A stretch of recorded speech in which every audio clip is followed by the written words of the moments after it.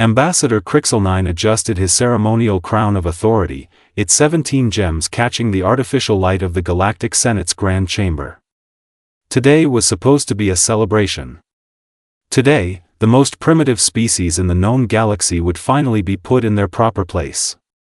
Honored delegates, Krixl-Nine announced, his voice carrying across the vast amphitheater where representatives from 843 civilizations had gathered. We are here to vote on Resolution 7749-X, the mandatory subjugation of species Terra 3, commonly known as humans. A ripple of laughter echoed through the chamber. The Valkyrian delegation, with their 4 arms and superior intellect, chuckled behind their translation devices. The Morthac Empire's representatives, towering at 12 feet tall, simply sneered with their razor-sharp teeth. Let me present the facts, Krixl-Nine continued, pulling up a holographic display. The humans have been spacefaring for barely 70 years. They still use chemical rockets. Chemical rockets. My ancestors abandoned such primitive technology 3 millennia ago. More laughter. Commander Thex of the Morthac Empire stood up, his massive frame casting a shadow over nearby delegates. Honored Ambassador, surely we're not wasting the Senate's time with these children? They haven't even mastered faster-than-light travel without our stolen technology. Precisely my point, Commander, Krixl-Nine replied with a satisfied grin. They are perfect for manual labor. Mining operations, construction work, basic manufacturing. Their short lifespans mean we won't have to deal with them for very long, and their limited intelligence ensures they won't cause trouble.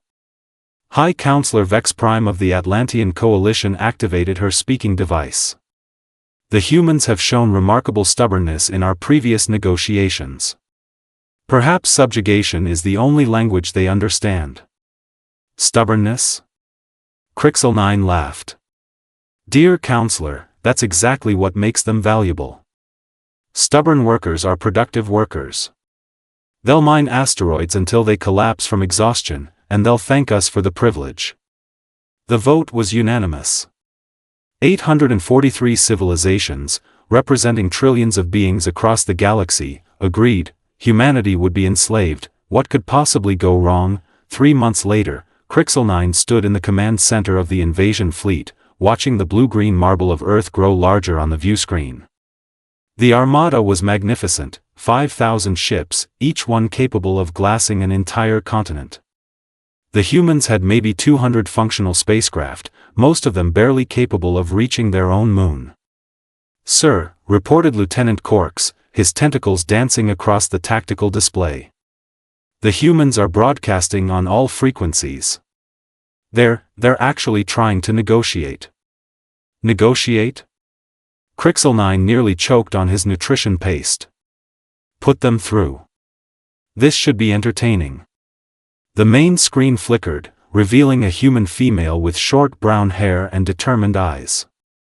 She wore what appeared to be a military uniform, though it looked absurdly primitive compared to the advanced battle armor of the galactic forces.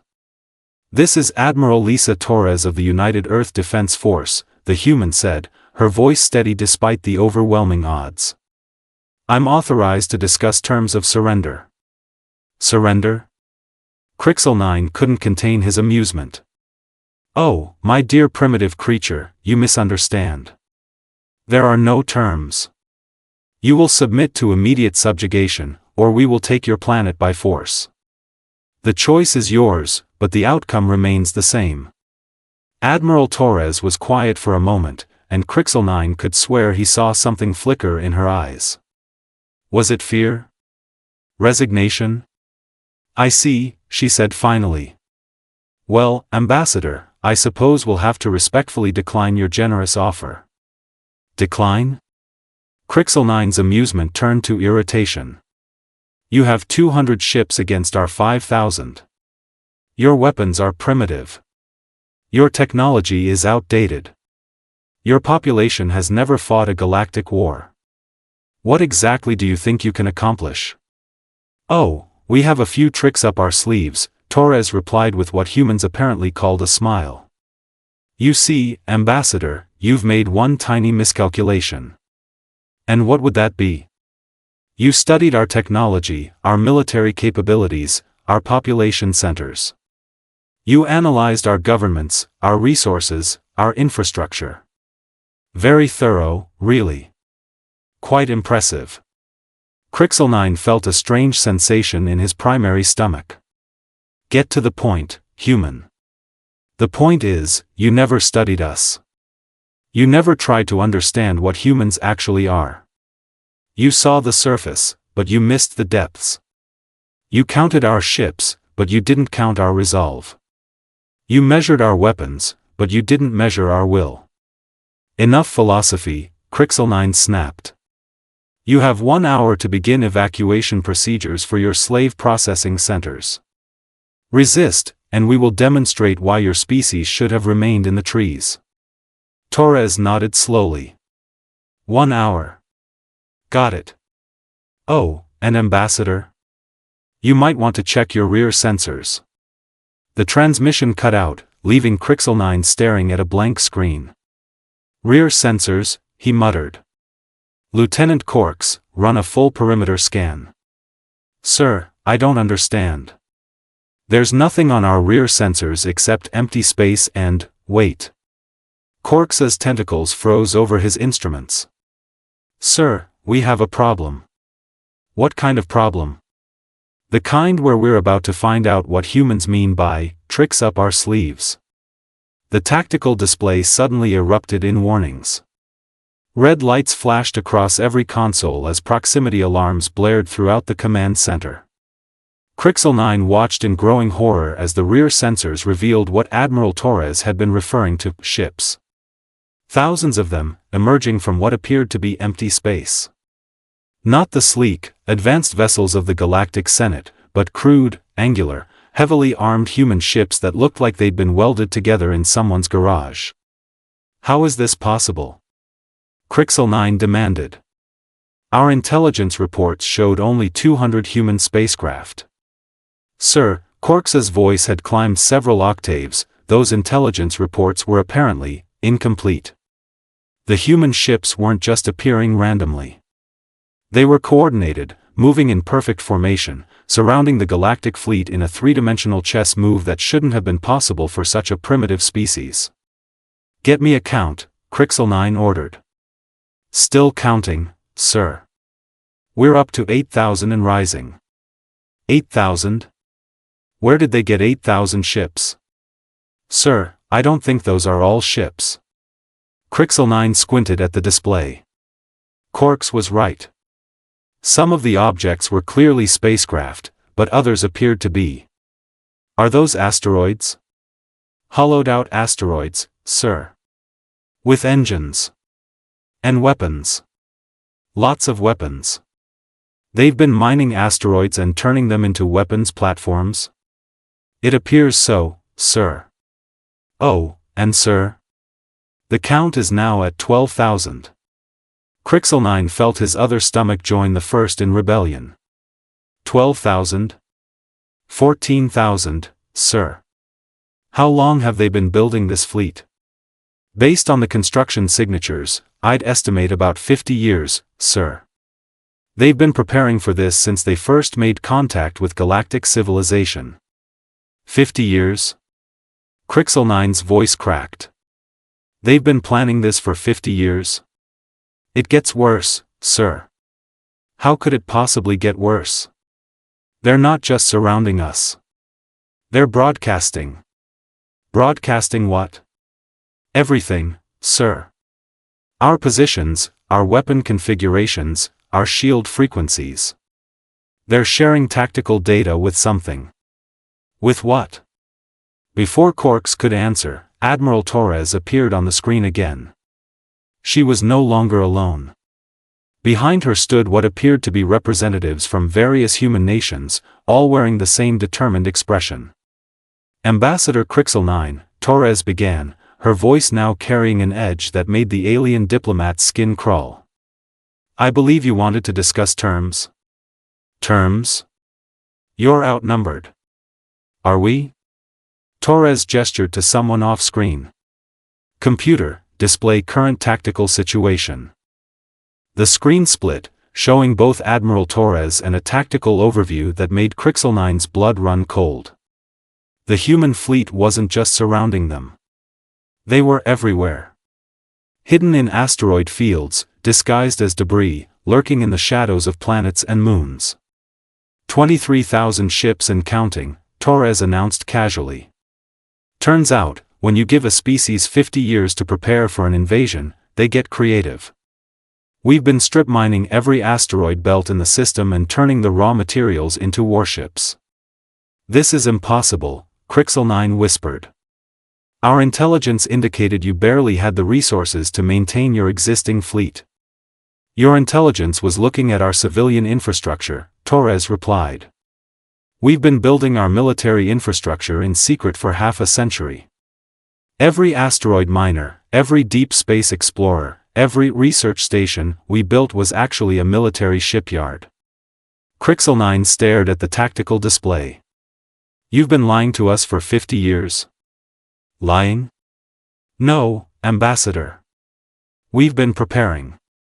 You see, when 843 civilizations vote to enslave your species, you tend to take it personally. You knew about the vote? Torres smiled again, but this time it wasn't pleasant. Ambassador, we've had spies in your Senate for 20 years. We knew about Resolution 7749X before it was even drafted. The alien diplomat felt his legs go weak. Spies? In the Senate? Turns out, humans make excellent servants. We're so primitive and harmless that nobody bothers to check our backgrounds very carefully. Amazing what you can learn when you're serving drinks at diplomatic receptions. This is madness, Krixl-Nine protested. Even with 23,000 ships, you can't possibly defeat the combined might of the Galactic Senate. You're right, Torres agreed. We can't defeat 843 civilizations. Krixl-Nine felt a moment of relief. But we don't have to, Torres continued. We just have to defeat you. What do you mean? Think about it, Ambassador. How many of those 843 civilizations actually sent ships to this invasion? How many of them are willing to risk their own fleets to enslave a species they consider beneath notice? Krixl-Nine checked his fleet composition data. His relief evaporated. 17 civilizations out of 843, Torres nodded.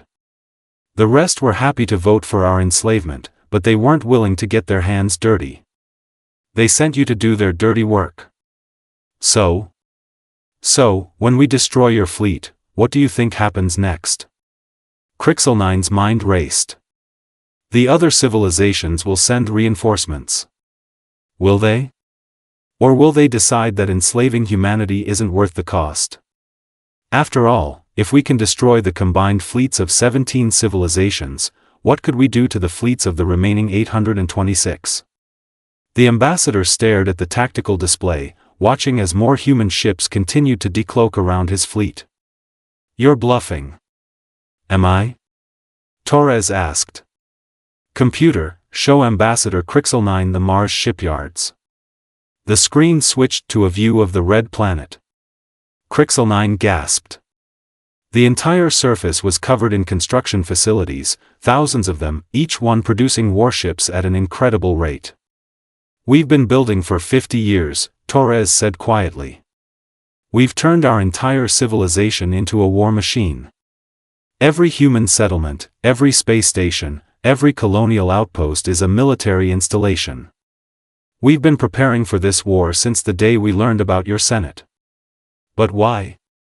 Krixl-Nine asked desperately. Why fight? You could have served honorably. You could have lived peaceful lives as workers in our mines and factories. Torres was quiet for a long moment. When she spoke, her voice was steel.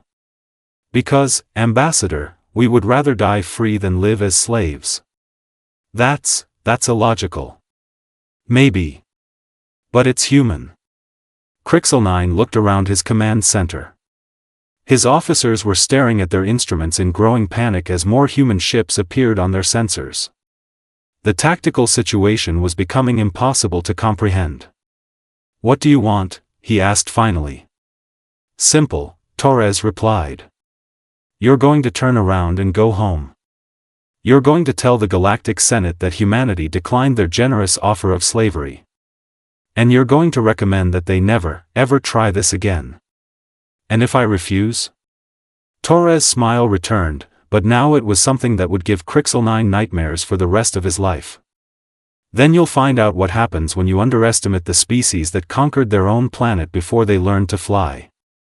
The transmission ended, leaving Krixl-Nine alone with his thoughts and the growing realization that the Galactic Senate had made a terrible, terrible mistake. Krixl-Nine stood frozen in his command center, watching the tactical display as more human vessels continued to materialize from seemingly empty space. The count had reached 37,000 and was still climbing. "Sir," Lieutenant Korks whispered, his tentacles trembling over his console, "we're receiving communications from the other fleet commanders. They're requesting orders." "Orders?" Krixl-Nine laughed bitterly. "What orders could I possibly give? Attack 37,000 ships with our 5,000? Retreat and explain to the Senate how we were outmaneuvered by a species that still uses combustion engines?" The main screen flickered back to life. Admiral Torres reappeared, but this time she wasn't alone. Standing beside her was an elderly human male wearing what appeared to be civilian clothing, and a younger woman with calculating eyes. "Ambassador," Torres began, "I'd like you to meet Dr. Marcus Webb, our Chief Strategic Planner, and Director Samantha Park, Head of our Intelligence Operations. They have something to show you." Dr. Webb stepped forward, adjusting what humans called glasses. "Ambassador Krixl-Nine, we've been studying your species for quite some time. Fascinating culture, really. Built on hierarchical dominance and technological superiority. Very predictable." "Predictable?" Krixl-Nine sputtered. "Oh yes," Webb continued with academic calm. "Your entire civilization operates on the assumption that advanced technology equals inevitable victory. It's a charming notion, really. Quite naive, but charming." Director Park activated a holographic display that appeared between them. "We've run extensive simulations of this encounter, Ambassador. Would you like to see the results?" Before Krixl-Nine could respond, the display showed a tactical simulation of the current battle. He watched in horrified fascination as the computer models played out dozens of different scenarios. In every single one, the human fleet emerged victorious. "Impossible," he breathed. "Your ships are primitive. Our weapons are centuries more advanced." "Advanced, yes," Webb agreed cheerfully. "But there's a funny thing about advanced weapons, Ambassador. They're complex. Complex systems have complex failure points. Complex failure points can be exploited by simple solutions." "Simple solutions?" Torres gestured to someone off-screen. "Show him the hammer." The display switched to show what appeared to be a human ship firing a weapon at a galactic vessel. But instead of energy beams or particle cannons, the human ship launched what looked like a solid metal projectile. "Kinetic penetrators," Torres explained. "Basically, we fire very large, very dense chunks of metal at very high speeds. No fancy energy fields to disrupt, no complex targeting systems to jam. Just good old-fashioned physics." Krixl-Nine watched the projectile punch through the galactic ship's advanced shields like they weren't even there. "But that's so primitive." "Primitive?" Webb chuckled. "Ambassador, do you know what the most primitive weapon in the universe is?" "What?" "A rock. And do you know why rocks have been weapons for millions of years across countless species?" Krixl-Nine remained silent. "Because they work," Webb said simply. "Your shields are designed to deflect energy weapons. They were never meant to stop a 10-ton tungsten rod traveling at significant fractions of the speed of light." Director Park stepped forward. We've also taken the liberty of analyzing your fleet composition, Ambassador. Would you like to know what we found? I have a feeling you're going to tell me regardless.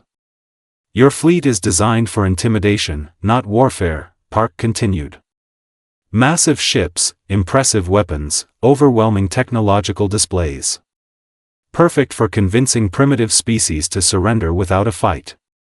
They are instruments of galactic order, Krixl-Nine protested weakly. They're white elephants, Park replied bluntly. Expensive, impressive, and completely unsuited for actual combat against an enemy that refuses to be intimidated. Torres moved back to the center of the screen. You see, Ambassador, your Senate made a fundamental error in their assumptions about humanity. Which was? They assumed we would react like every other species you've encountered. They expected us to see your impressive fleet, calculate the odds, and surrender gracefully. Any rational species would do exactly that, Krixl-Nine said. Ah, Torres smiled that terrifying human smile again, but that's where you made your mistake. You assumed we were rational.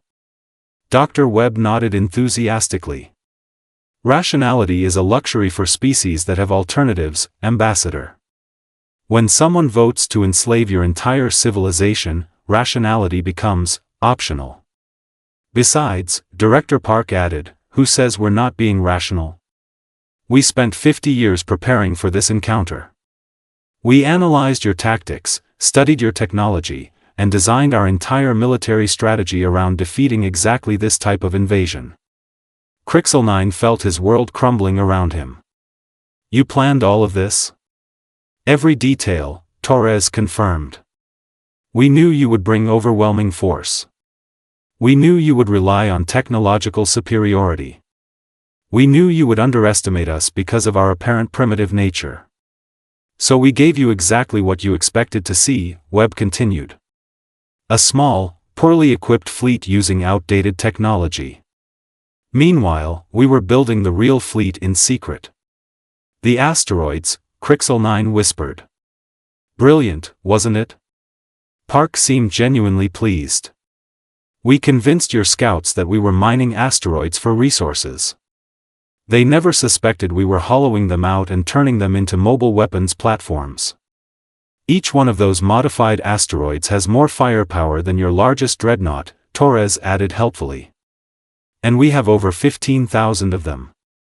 Krixl-Nine sank into his command chair. What do you want from us? Simple, Torres replied.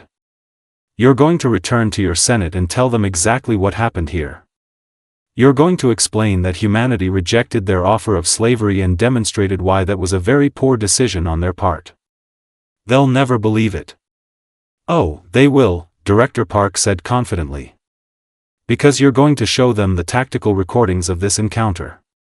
You're going to present them with detailed intelligence about our true military capabilities. And you're going to recommend that they never, ever attempt to interfere with human affairs again. And if I refuse? Webb adjusted his glasses again. Well, Ambassador, that would be unfortunate. You see, we've spent considerable time studying galactic politics. We understand how your Senate operates. What do you mean? The Senate voted to enslave us because they saw us as weak and defenseless, Torres explained. But what happens when they learn we're neither weak nor defenseless? Krixl-Nine considered the implications. They would view humanity as a threat. Exactly, Park nodded. And threats must be eliminated. They would rally the full military might of 843 civilizations against us. Which brings us to our next demonstration, Webb said cheerfully. The display switched to show what appeared to be a star map of the local galactic region. Krixl-Nine recognized several major systems belonging to Senate member civilizations. What am I looking at? Our extended defense network, Torres replied. You see, Ambassador, we didn't just prepare to defend Earth. We prepared to defend humanity. The star map began highlighting various systems. Krixl-Nine watched in growing horror as hundreds of indicators appeared throughout the galaxy. Human colonies, he asked weakly. Human military installations, Park corrected. We've been very busy over the past 50 years. While your Senate was ignoring us, we were establishing presence in systems throughout the galaxy. Impossible. We would have detected them. Webb chuckled. Would you? Tell me, Ambassador, when was the last time your people paid attention to asteroid miners, deep space researchers, and long-haul cargo pilots? Those were all military personnel. Reserve forces, Torres confirmed. Every human civilian working in space was also a potential soldier. Every research station was a potential military base. Every cargo hauler was a potential warship. We've been hiding in plain sight for decades, Park added. Your people see what they expect to see. Primitive humans doing primitive human jobs. The star map continued expanding, showing the true scope of human presence throughout the galaxy. Krixl-Nine realized with growing dread that humanity had established footholds in virtually every major system. This is madness, he whispered. The logistics alone, but you see, Webb interrupted, that's another advantage of being underestimated. When everyone thinks you're too primitive to be a threat, they don't monitor your supply lines very carefully. For 50 years, we've been moving personnel and equipment throughout the galaxy, Torres continued. Your own cargo inspection systems cleared most of our shipments.